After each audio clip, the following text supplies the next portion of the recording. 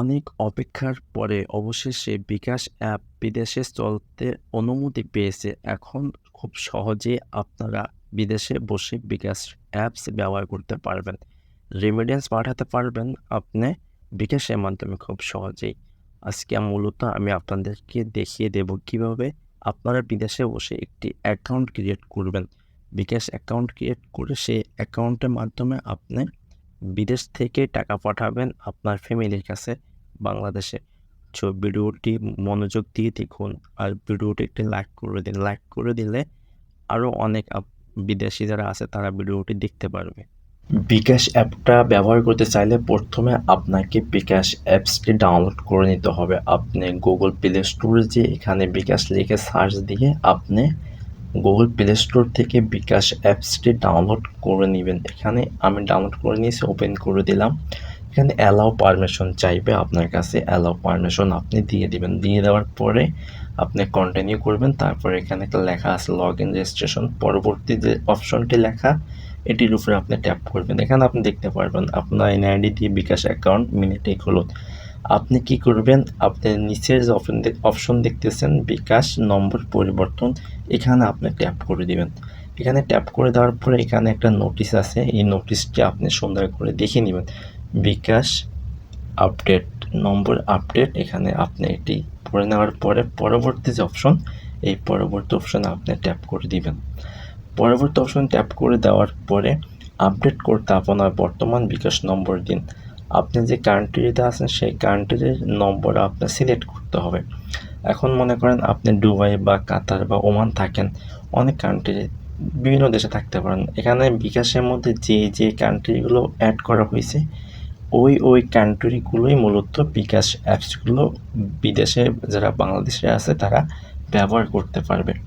এখন এখানে আমার যে দেশের পাসপোর্ট আছে, ভিসা আছে, সেই পাসপোর্ট ভিসা যে দেশের ওই দেশটি আমি সিলেক্ট করে দিলাম।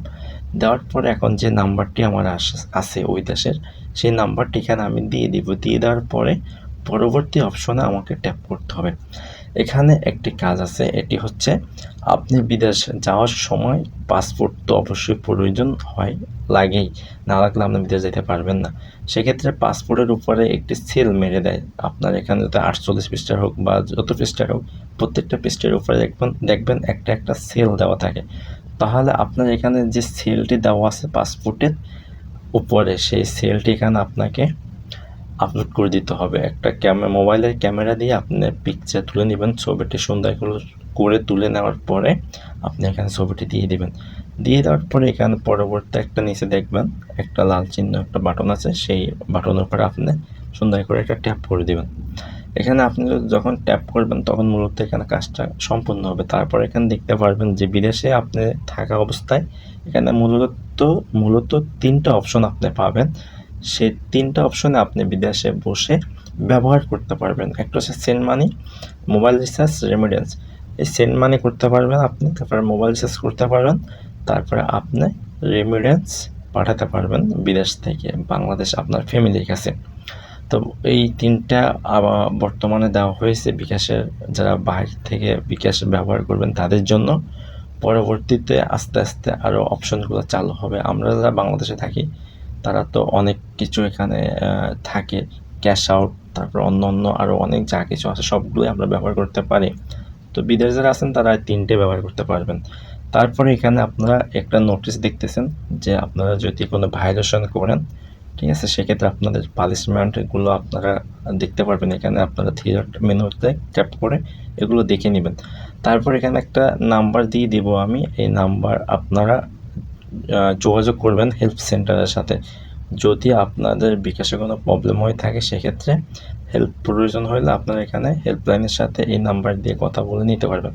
তারপরে আপনার বিকাশের মধ্যে আপনি টাকা অ্যাড করবেন, সেজন্য আপনি বিদেশের মধ্যে বিভিন্ন এক্সচেঞ্জার পাইবেন। সেই এক্সচেঞ্জারগুলোতে যে আপনি মূলত আপনার বিকাশের মধ্যে টাকাটা লোড করতে হবে। তারপরে আপনি বিদেশ থেকে টাকা পাঠানোর জন্য এখানে রেমিটেন্স যে অপশনটি আছে, সেই রেমিটেন্স অপশন ট্যাপ করে আপনি এখানে যে রেমিটেন্সটা পাঠাবেন বাংলাদেশে, সেই নাম্বারে আপনি রেমিটেন্স অপশনের মাধ্যমে বাংলাদেশে টাকাটা মূলত আপনার ফ্যামিলির কাছে আপনি পাঠাতে পারবেন। তো এখানে প্রসেস মূলত এতটুকুই।